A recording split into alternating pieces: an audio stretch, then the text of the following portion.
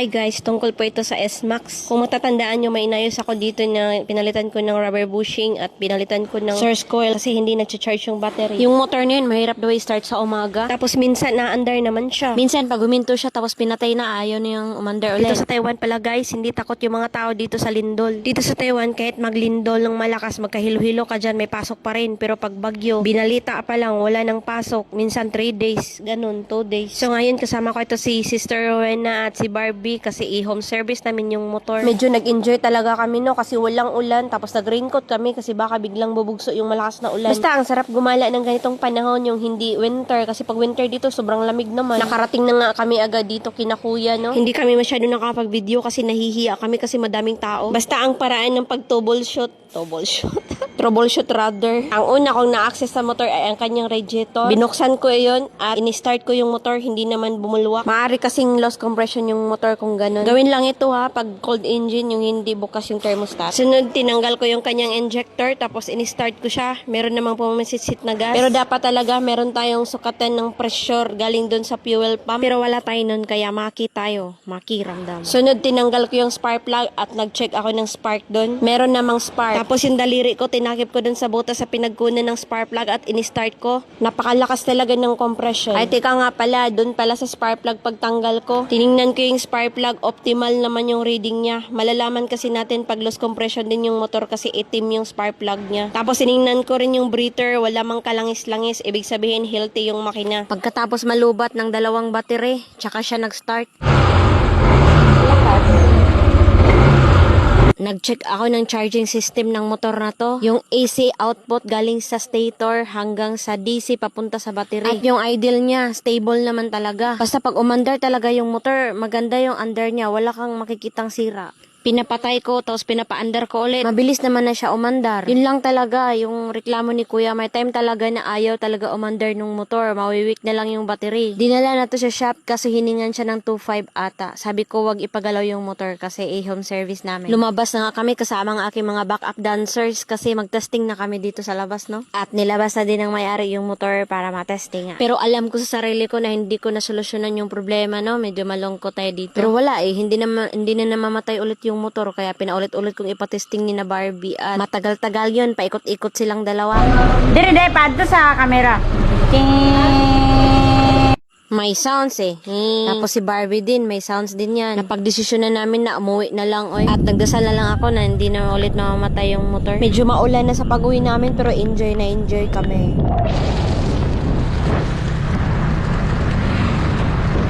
Kinabukasan pala guys, tumawag si kuya na ayaw na naman umandar ng motor. Akala siguro ng motor, titigilan ko siya. Kinuha ako siya dun kina kuya at dinala ko dito sa company. Naghihinala ako na baka fuel pump. Tinanggal ko yung injector nito sa hose niya at inon ko yung susi. At tinakip yung daliri ko dun sa hose. Kaya kasi niyang takpan. Actually sa Yamaha, nasa 35 to 47 PSI ata yung pressure dapat. Ito yung nakita ako sa fuel filter niya, no? Maitim na siya. Maganda sana kung may pang-tester ako ng pressure ng fuel pump kaso wala. Tanggal nyo pala nito guys. Tanggalin nyo tong mga ganito. Itong step. Ang tawag nyo basta patungan ng paa. Tapos yung 4 na bolt dito. Yung dito sa gilid. Tapos lagyan nyo ng basahan ito. Tapos pwede nyo lang dukutin na ganun. Iangat nyo lang to ng kaunti. Tapos tanggalin nyo din yung dito. So ma-access nyo na yung pump. So ito yung ano niya, gasolina niya.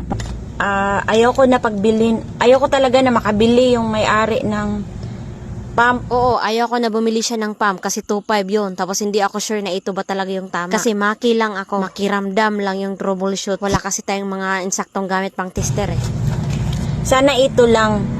Pero pag hindi talaga to, kita nyo yung mukha ko, ganyan ako pag hindi sure. Anyways, isang problema ko, wala akong makita na filter sa Shopee talaga at naghanap rin ako sa mga store, wala. Kaya napagdesisyonan ko na linisin ko na lang yung fuel filter. Inisprehan ko yan ng carbon cleaner at nilabhan ko ng sabon talaga yan. Pinaputi ko yung itim na yan tsaka ko sinauli sa motor, no? Pangalawa na duda ko ay yung starter kaya nag-order ako ng carbon brush. Ito pala na store sa Shopee ang pinag-orderan ko ng carbon brush, no? Legit ito sa Yamaha ng mga brand ng motor. I-chat nyo lang yung seller, mabilis siya mag-reply. Ang napansin ko kasi sa starter, 3 pindot lang, parang weak yung battery pero pag i-tester mo yung battery, hindi naman. Parang feeling ko hindi niya kayang ikutin yung makina. Yung feeling ko na yun yung nagtulak sa akin na overhauling ko talaga yung starter ng motor na to. Dinukot ko lang tong pagkuha sa starter, 3 bolt lang naman yan. At itong dalawa na to, 2 mahabang bolt yan. Pag nakuha mo yan, mabibiyak mo na yung starter. Ang tinuro ng arrow, yan yung carbon brush, 2 yan.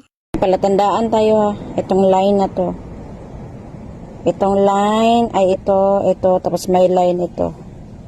Basta pag biyak ng starter, may line dyan, may palatandaan yun siya para hindi tayo malito pag sa uli. Chinek ko tong mga, ewan ko anong pangalan na naman nito. Tingin ko okay naman sila, yung carbon brush, makapal pa siya, pero palitan ko na, naka-order na ako eh. Nilabhan kong mabuti tong starter na, binrush ko yan, kinuha ko talaga yung mga itim-itim. Basta pinaputi ko siya sa abot ng aking makakaya. Dumating na pala tong in-order ko na carbon brush sa Shopee. So syempre, babuksan ko na no. So ito na yun siya. Kung magkano yan? 245 lang yan. Mura lang naman yung brand new, nasa 1.5 lang. Kaso nga, hindi nga ako sure kung ano talaga yung tama ng motor, kaya hindi ako nagpabili ng kung ano-ano sa may-ari. Sabi ko nga sa sarili ko, kung hindi pa to tumino, hindi ko to pababayaran yung carbon brush kasi nakakahiya. Sa panahong ito, may napansin ako sa bearing ng starter, parang siya, magano or mahirap siyang ikutin. Kaya nilagyan ko siya ng mabuti ng langis at inikot-ikot at bumalik naman, hindi naman siya maalog, kaya hindi ako nagpalit ng bearing dyan. Basta sinur ko lang siya na swabe siya mag-ikot. Tulad ng, wag nang maghugot oy. Ipinasok ko na tong parang plastic at nilagay ko na tong mga carbon brush, yan, sa may tinuro ko, tapos hininang ko siya, para syempre, para pulido. Pero hindi ako expert maghinang ha, hinang-hinang lang yan. 2 lang yung carbon brush nito, may spring yan dyan, yung tutulak ng carbon brush, yan, pinasok ko na. Tapos nilagay ko tong tornilyo. Ito tornilyo kasi yung isang carbon brush, yung isa hininang. Yung hininang ko, yan yung connect ng positive galing sa relay ng starter. So, ayan na, all goods na yan. At pinunasan ko tong, ewan ko anong pangalan yan, basta iyan. At pinasok ko na siya sa starter. Kailangan itulak mo yung 2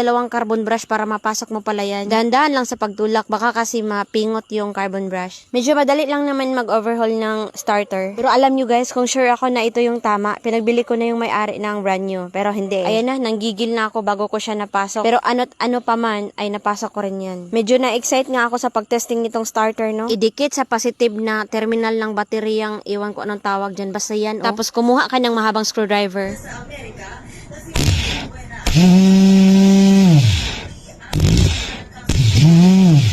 Tapos goods na yung starter, no? Kasi gumana naman na. Pero bago ko ikabit sa motor yung starter na yun, ay kinalas ko ulit at nilagyan ko ng mga grasa yung mga ano-ano sa loob. Tingnan nyo yung guhit na sinabi ko dati. Yun yung palatandaan pag ibalik natin siya. Tapos binalik ko na tong 2 screw. Bolt pala. Tapos higpitang maigi. Tapos pinintirahan ko yung starter para magmukhang bago naman siya. Pangit nga yung pagkapintura, wala kasing araw. Tapos ito na, kinabit ko na siya sa motor. Basta dukot-dukot lang yung style natin dito, no? At naikabit naman natin siyang maigi. Yung wire na pula ay para dyan yan. Yung sa ground pala, wag kalimutang ikabit. Dinikitan ko rin ng sticker yung starter ni kuya, no? Para magmukhang bago naman. Dito na tayo sa exciting part. Moment of truth.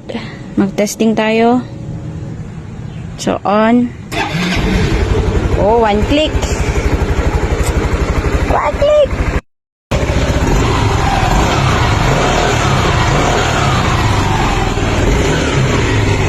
Pinashing ko tong motor ni kuya bago ko isa sa uli sa kanya. Binakintab ko Sabi din. Ko, obserbaran yung motor. Willing ko siyang ayusin ng paulit-ulit hanggat makuha ko kung ano yung sakit talaga niya. Actually pala guys, no, mag 1 year na ata yung motor ni kuya. Hindi siya nasira ulit. Lagi kong tinatanong, hindi naman daw nasira. So, hindi ko alam kung ano talaga yung tama niya. Yung filter ba ng fuel pump or starter? Pero ano't ano pa man, at least naayos siya. Isa lang masasabi ko dito, hindi porket namamatay yung motor ay overhaul na agad. Kailangan pa rin nating mag-troubleshoot. Troubleshoot is the key. Hindi mapagasas ng malala yung may-ari. So, thank you for watching guys. Sana may natutunan kayo sa akin kahit papano. Ride safe and blessed and love.